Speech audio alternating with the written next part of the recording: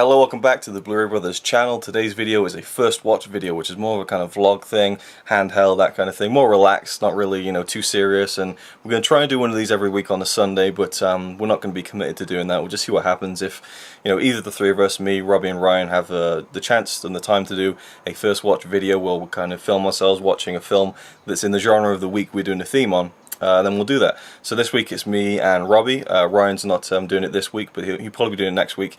It just depends what our schedules are, really, as I said. And yeah, so we're watching a science fiction film we haven't seen for the first time. Different films, not the same one. And yeah, Robbie will explain more when he gets to his part of the video. But yeah, the first week so far, Sci-Fi week's been really cool. I want to thank everyone for the support, the Facebook page and subscribing to the channel. It's been really cool. And yeah, I'll tell you what the theme of the second week, which starts tomorrow, will be at the end of this video. But yeah, it'll be different, maybe next time it'll be all three of us doing a first watch, or maybe just be me, or maybe just be Ryan, or maybe just be Robbie. It depends, we'll see what happens, and again, it depends if we've got time for it. So yeah, thanks for watching, and enjoy. It'll be starting off with Robbie's part of the video. Hey guys, Robbie Webster here with the Blu-ray Brothers channel, and tonight I'm going to be doing a first watch video, which for me is just a fun and relaxing video where I sit down and it's sort of like a Friday night ritual. I don't know how many of you are familiar with that, but I have a snack. You usually get like a snack or some good food and you watch a movie, and tonight I'm going to be watching a movie for the first time, and it is Starman, and I'll show you right here.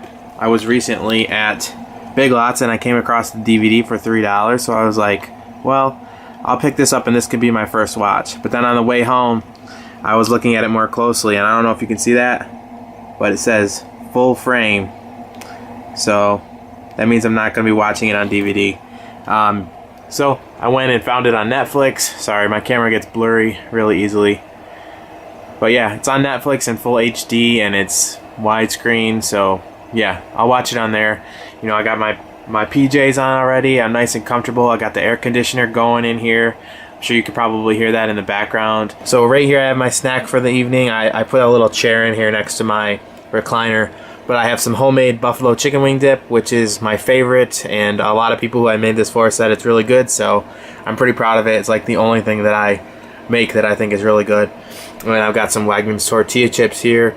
I normally like the white or the yellow corn, but they're all out, so white corn is the next best thing. And I've got a glass of cherry Pepsi, so it's one of my favorite sodas. So yeah, looking forward to this. It should be fun, and yeah, let's eat some good snacks and watch some good movies. Okay, I'm gonna take a taste test of this dip. I made this up earlier today, and so I reheated it. It's usually best when you first make it, but if you want to see how I make this, there's actually I did a 24-hour horror marathon video where I made this stuff, and I showed how I do it. I kind of have tweaked the recipe since then, but you guys just, if you look at my recipe, you can change it. Just make changes as you see fit. If you think it's too spicy, add more blue cheese. If you think it's too, if it's not spicy enough, add more hot sauce. Use less blue cheese. That's really all there is to it. And I highly recommend shredding your own cheddar and buying the Philadelphia brand cream cheese. Don't buy the store brand, it tastes a lot better. Alright, so let's taste this dip and see how it is.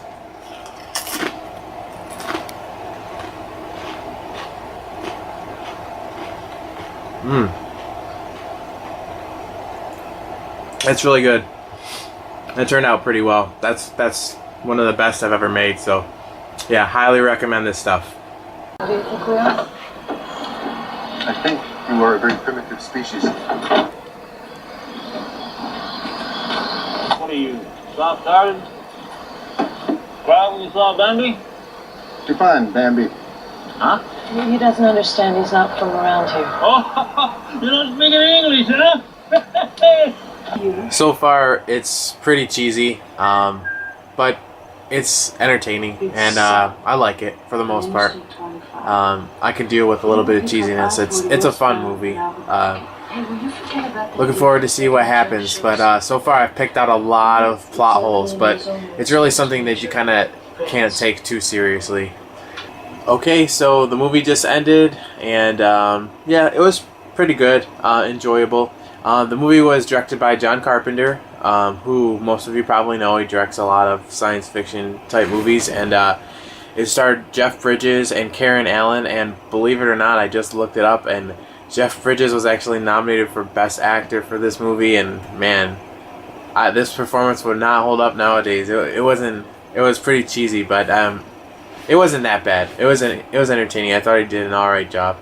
But yeah, the basic premise of the movie is that in 1977, we sent up the Voyager space probe, which had like greetings from Earth. It's like an invitation to come visit Earth, and it ended up like landing on an alien planet or something, or entering their atmosphere. That's what it looked like on the movie, even though that didn't really happen.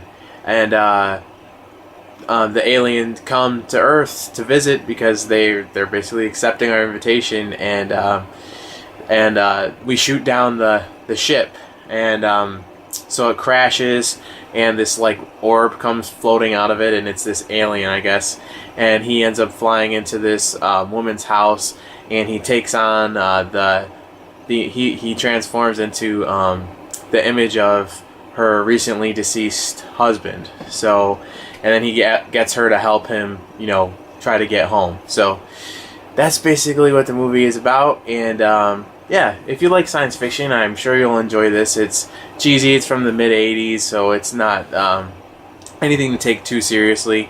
The acting is decent. The special effects are pretty decent too.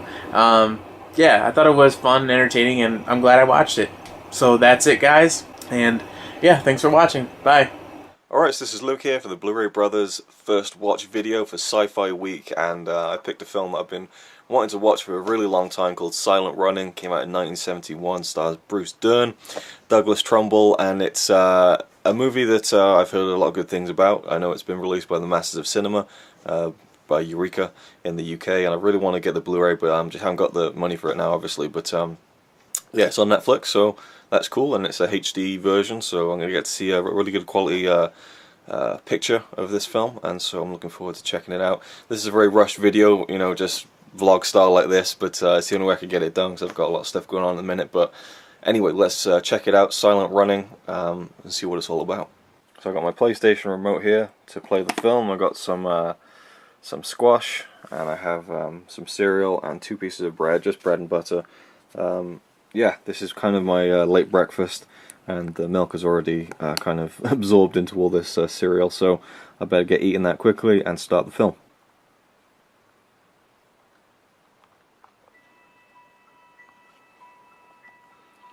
So here we go, film starting, and already running into the Netflix problem of it not actually getting to HD for like a couple of minutes, so let's hope the quality picks up. It's now on 240p.